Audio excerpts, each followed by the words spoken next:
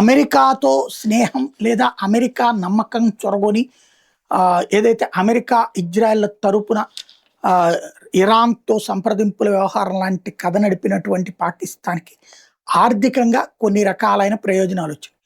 ఒకటి, IMF world bank నుంచి loans ఎప్పటిదాకా రిస్ట్రిక్షన్ ఉన్నాయి, ఇప్పుడు ఇస్తున్నాయి. అమెరికా అండగా ఉండి ఇప్పిస్తోంది. నెంబర్ 1. నెంబర్ 2 వచ్చేటప్పటికి ఇదివరకు స్వచ్ఛంద సంస్థల పేరుతో వచ్చే నిధులు ఆగిపోయినాయి.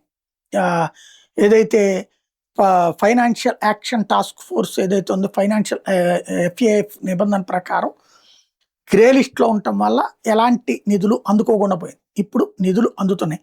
స్వచ్ఛంద సేవ పేరుతో లేకపోతే అన్యాయం అయిపోతున్న పేదల పేరుతో తీసుకున్న డబ్బులతోనే అక్కడ ఉన్నటువంటి ఉగ్రవాదులు బ్రతుకుతారు, అట్లాగే అక్కడ ఉన్నటువంటి సైనిక అధికారులు బ్రతుకుతారు, రాజకీయ నాయకులు బతికేస్తుంటారు, అవి తీసుకుంటారు.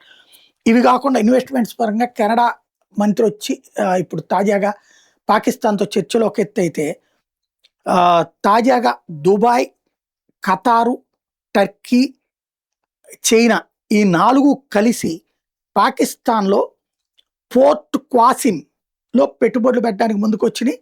ఈ 4 కలిసి పెట్టుబడి పెడుతున్నాయి.